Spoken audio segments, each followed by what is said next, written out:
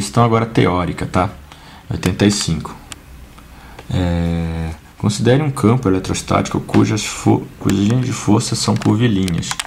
Uma pequena carga de prova cujo efeito sobre o campo é desprezível é abandonada num ponto do mesmo, no qual a intensidade do vetor campo elétrico é diferente de zero. Sobre o movimento ulterior dessa partícula, podemos afirmar que não se moverá porque o campo é eletrostático, percorrerá uma linha de força, necessariamente uma linha de força, não percorrerá uma linha de força e percorrerá necessariamente uma linha reta.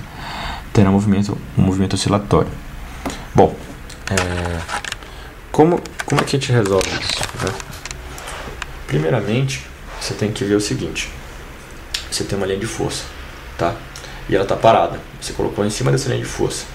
Se é uma linha de força e ela está parada, né? Então existe uma força sobre ela. É uma força, né? Então ela vai começar a se movimentar. Se ela se movimenta, isso, né? Então, como as linhas são curvilíneas, né? Então a força que está sobre ela vão ser variáveis, né?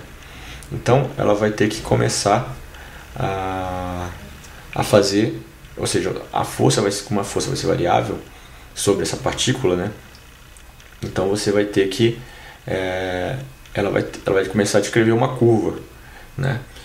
Só que para ela descrever uma curva tem que ter uma força centrípeta nela, né? Então a força como só tem a força elétrica, né? Então a força centrípeta é a força elétrica. Então, só que não existe forças elétricas que não estejam acompanhando as linhas de força. Então, quer dizer que ela vai fazer um movimento circular, mas não necessariamente numa linha de força, porque daí você contraria o conceito de linha de força. As linhas de forças, não existem forças perpendiculares às linhas de força. Beleza? Então, é isso aí.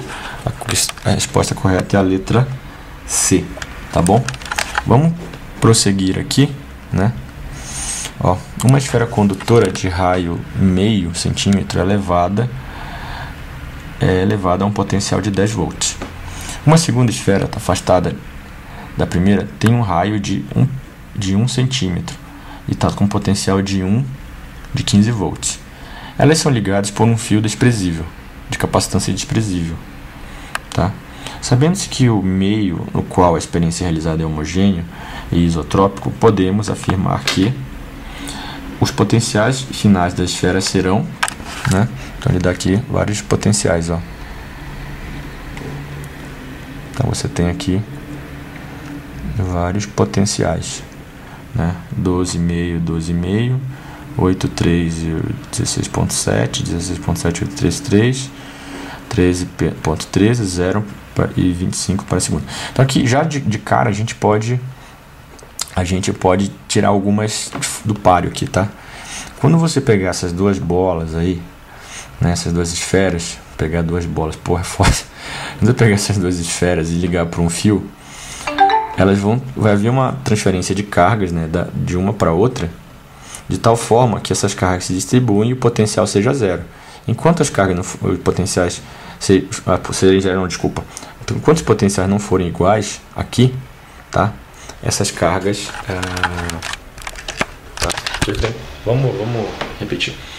Quando você tem dois corpos carregados, tá? Eles vão estar com potencial e você une eles, as cargas vão começar a se transferir de um corpo para o outro de tal forma que as duas cargas sejam o mesmo potencial. Se elas não tiverem o mesmo potencial, é porque a transferência de carga ainda não se deu por completo. Então o que a gente vai fazer? A gente vai ver aqui, ó, que tem questões que o potencial final não é o mesmo, né? Então você tem o seguinte, tá? A letra B e a letra C estão erradas, não é porque o raio dela é diferente que o potencial vai ser igual. A carga que pode estar nelas é diferente, mas o potencial não, né? Então vamos ver o seguinte.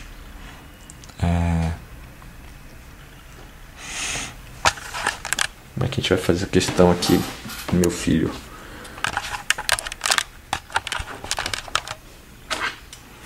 Bom, 85, né? Então essa aqui você tem essa esfera de raio 0,5 centímetros e 10 volts. E aqui você tem uma esfera de raio 1 centímetro e 15 volts. tá? Então, o potencial elétrico dela vai ser KQ R1 R1. E o potencial da outra é K Q2 R2, né? Então, elas têm uma carga Q1 mais uma carga Q2 no início, né?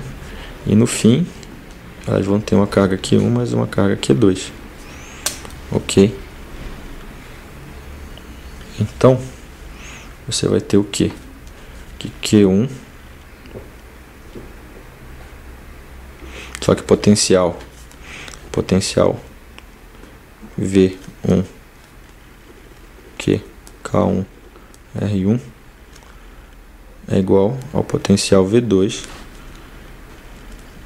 igual a K Q2 R2, né? Então você tem que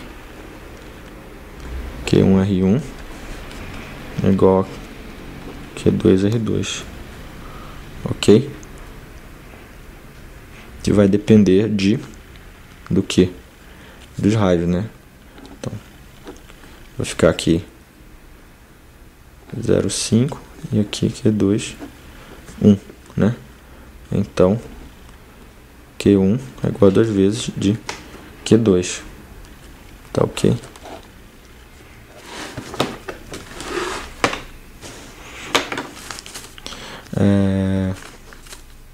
Então, Q1 mais Q2 aí vai ser igual a 3 Q2, né? Ou seja, então a gente precisa saber qual que é a carga da primeira, né? Mas dá para ter uma noção